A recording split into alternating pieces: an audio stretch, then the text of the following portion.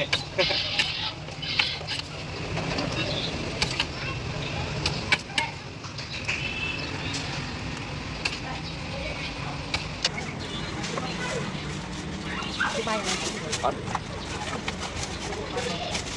Cái ta bông còn ở trên lò câu.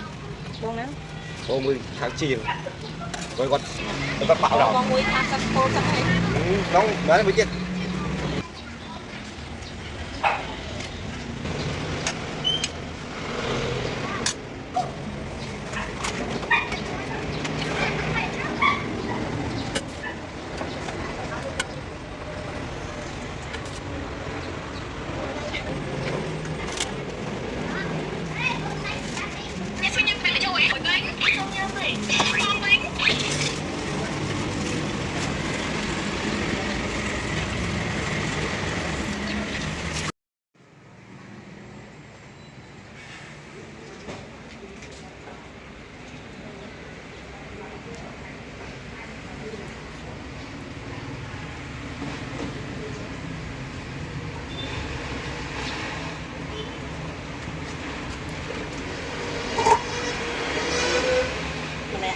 Tép tóc.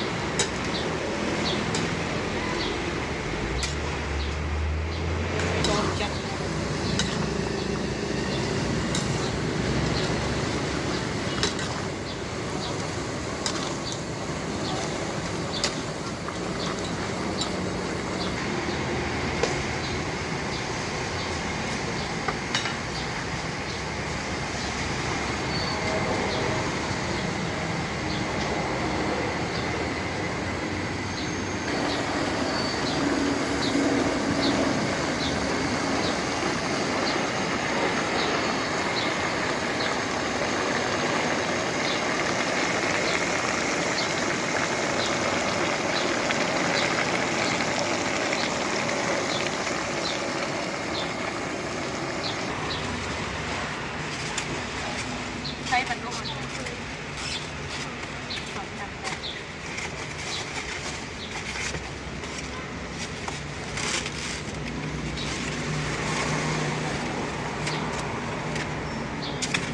Ồ nè tiếp. Thấy sắc đấy.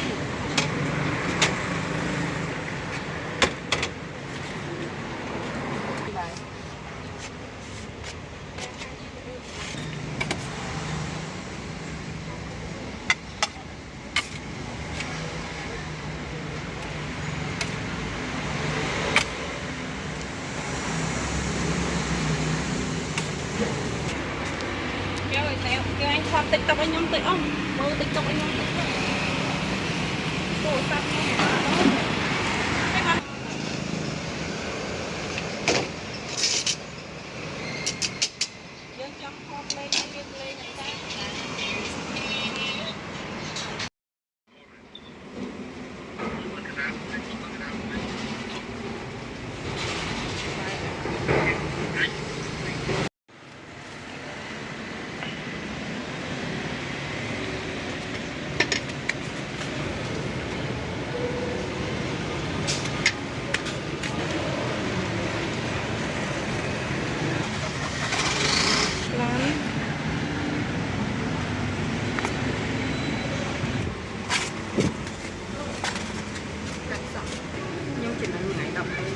đẹp con ơi chỉ là đi đâu rồi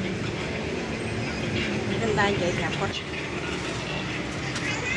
tôi nhớ đẹp đó bơ nhông mình chỉ lấy nhông miên lối chuột cái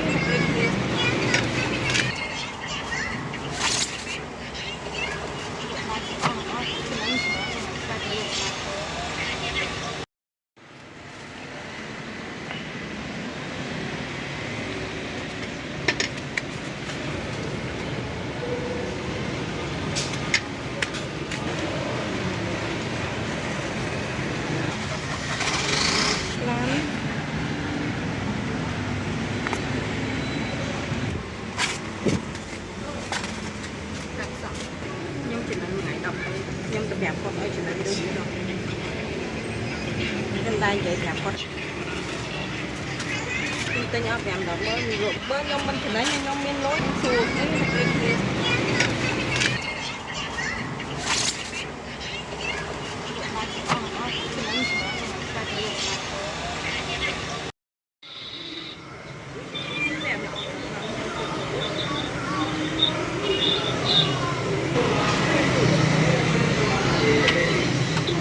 là đây đây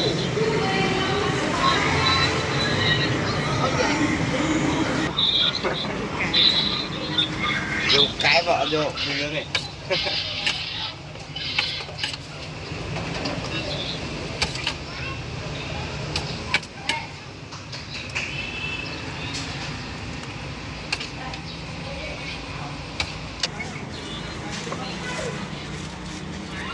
đi bay này Người ta bông còn ở trên lò câu con đó bông 10 tháng chiều rồi còn bắt bão rồi con muối thác sắt cô sắt này nóng nói là mới tiết